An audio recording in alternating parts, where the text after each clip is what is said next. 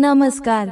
आज आपण बोलणार आहोत त्या राशीविषयी जिच्या मनात समुद्राची खोली, डोळ्यात अश्रूंची चमक, हृदयात निर्मळ प्रेम आणि आत्म्यात देवाचा स्पर्श असतो. ही रास म्हणजे मीन रास. मीन राशीचा जन्मच वेदनेसोबत. मीन रास म्हणजे जीवनाच्या शेवटच्या टप्प्याची रास.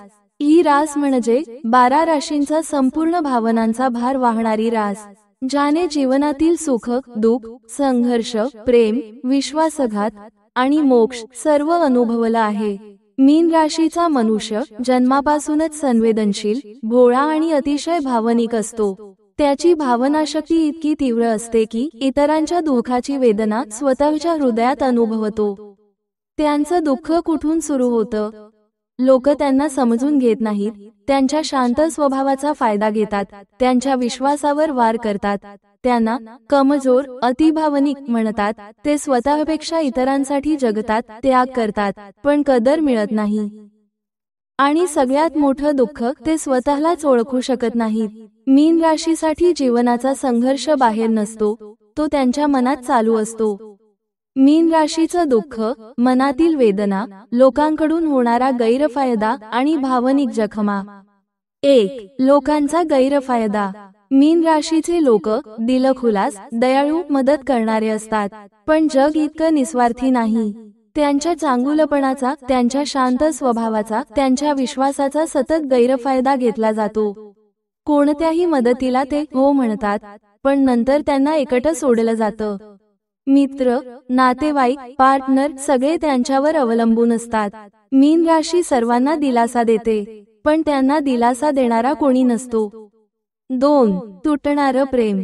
मीन रास म्हणजे प्रेमासाठी जन्मलेली रास. त्यांना प्रेमात खूपदा फसवलं जातं. ते अखंड प्रेम देतात, त्यांचा जोडीदार बदलतो. ते क्षमा करतात, पण त्यांच्या मनात कायमची जखम राहते.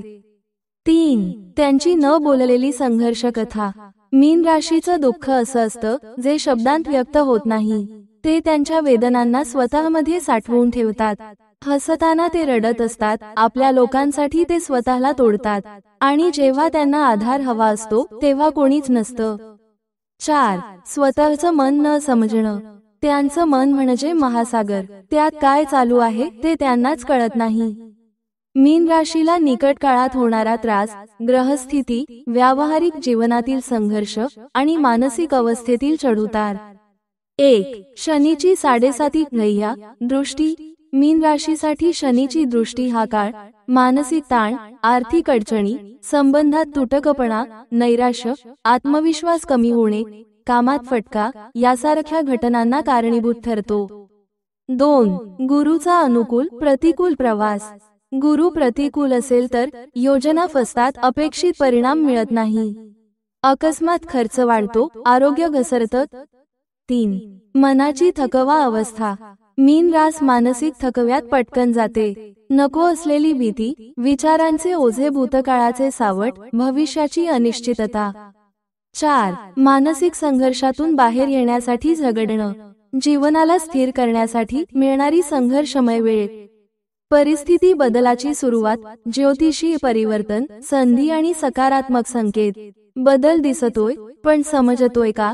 मीन राशीच्या प्रिय दर्शकांनो, किती दिवस झाले ना एकच भावना मनात फिरत राहते, मी इतकं सहन केलं, मग माझा वेळ कधी येणार? ही भावना खूप खोल आहे आणि प्रामाणिकही आहे. मीन राशीचं मनच असं अतिसंवेदनशील, प्रामाणिक, सर्वांसाठी वाहणारं.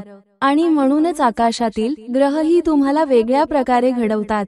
पण आता तुमच्यासाठी परिस्थिती बदलते आहे, हळूहळू, खोलवर आणि सकारात्मक पद्धतीने. गुरुचा मीन राशीवर अनुकूल दृष्टिकोन, आशेची पहिली किरण. गुरु म्हणजे विस्तार, ज्ञान, आजीविका, पैसा, प्रतिष्ठा. आणि जेव्हा गुरु मीन राशीकडे अनुकूल दृष्टी टाकतो तेव्हा जिथे अंधार आहे तिथे प्रकाश दिसू लागतो. या ग्रहस्थितीत पुढील संधी दिसू लागतील. करिअरमध्ये अचानक सुधारणा. ज्यांच्यात क्षमता होती पण योग्य संधी नव्हती, त्यांना आता स्वतःला सिद्ध करण्याची संधी मिळेल. आर्थिक स्थिरता वाढ. अचानक मिळणारे पैसे, थकलेले पैसे परत मिळतील. नवे इन्कम सोर्स उघडतील. गुरुचा प्रभाव म्हणजे ज्यांना दुर्लक्षित करण्यात आलं त्यांच्यावर आता ब्रह्मांड प्रकाश टाकणार आहे. शनीची स्थिती, कर्माचे धडे पूर्ण होण्याची वेळ. मीन राशीने मागील काही काळ कठीण अनुभव घेतले आहेत. शनीने परीक्षा घेतली, नाती, करिअर, आत्मविश्वास, मानसिक शांतता सगळं तपासलं.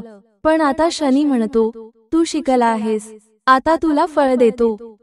बदल कसे दिसतील? अडथळे कमी होईल, नात्यातील तणाव कमी होईल, मनात स्थिरता आणि संयम वाढेल, आध्यात्मिकतेकडे अधिक आकर्षण वाटेल. शनीचा आशीर्वाद म्हणजे नको असलेलं संपून योग्य गोष्टी आपल्या जवळ येणे. चंद्राचा प्रभाव, भावनिक स्थैर्य मिळेल. मीन राशी चंद्रावर चालते, म्हणूनच चंद्र बदलला की तुमचं मनही बदलतं. आता चंद्र तुम्हाला देतोय मानसिक शांती, ताणातून बाहेर पडण्याची ताकद, योग्य निर्णय घेण्याची क्षमता. जे प्रश्न तुम्हाला महिनोन्महिने त्रास देत होते त्यांची उत्तरं आता सहज सापडणार आहेत. सकारात्मक संकेत कोणते दिसायला लागतील? संकेत 1, जुन्या अडथळ्यांतून मार्ग मिळू लागणे. पूर्वी जे रेंगाळत होतं ते आता पुढे सरकू लागेल. संकेत 2, अचानक नवीन ओळखी, नवे लोक, नवे संपर्क, नवे मित्र हे तुमच्या पुढील आयुष्यात महत्त्वाचे ठरणार. संकेत 3, आत्मविश्वासात जादुई वाढ, आपलं मत मांडताना संकोच कमी होईल, आपल्यावर विश्वास वाढेल. संकेत 4, जुने संबंध सुधरेल, ज्यांच्यासोबत तणाव होता ते संबंध मऊ होऊ लागतील. संकेत 5, कामात गती येईल, जिथे अडथळा होता तिथे आता गती येईल, काम जमून येणे हा मोठा बदल आहे. जीवनात कोणती दारे उघडणार आहेत? करिअर दार, नवीन पद, नवीन जबाबदारी, नवीन संधी सगळं तुम्हाला वर नेतंय. आर्थिक दार, पैशांचा ओघ वाढेल, जमा होणाऱ्या पैशावर लक्ष जाईल. नात्यांचं दार, प्रेम, आदर, विश्वास हे तिन्ही आता तुमच्या बाजूने येतील. आत्मिक विकास, मीन राशी आध्यात्मिकतेची रास आहेच. आता तुमची अंतर्ज्ञान शक्ती अनेक पटीनं वाढणार आहे. मीन राशीसाठी येणारा सुवर्ण काळ काय बदलणार? जीवनातील 10 मोठे बदल. 1, अचानक पैसा व धनलाभ, कामात नवी संधी, अडकलेले पैसे मिळणे आणि शुभ खर्च वाढणे. 2, प्रेमसंबंधात स्थिरता, जुने प्रश्न सुटणे, नात्यात गोडवा वाढणे. 3, करिअरमध्ये मोठा उछाल, नवीन ऑफर, प्रमोशन, व्यावसायिक सफलता.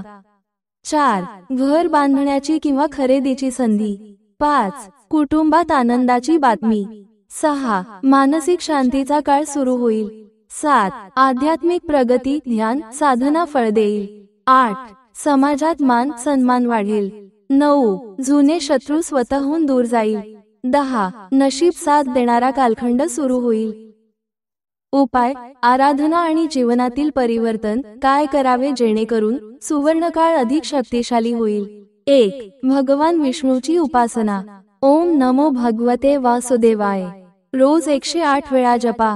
गुरुवारच्या दिवशी विशेष पूजा करा.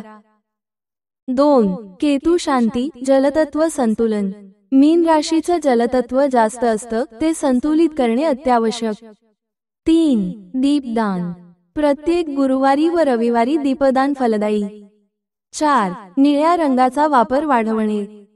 5, पाण्याशी संबंधित दान, पाण्याचे घागरे दान करा, जलप्रकल्पात मदत करा, माशांना खाद्य द्या.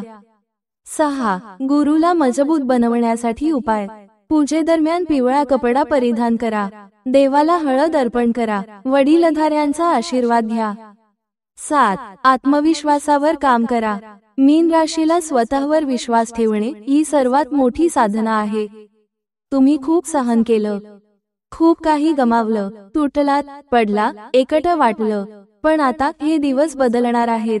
तुमच्यावर येणारा काळ म्हणजे शांतता, समृद्धी, प्रेम, प्रगती, आध्यात्मिक उंची. तुमचा सुवर्ण काळ येतो आहे.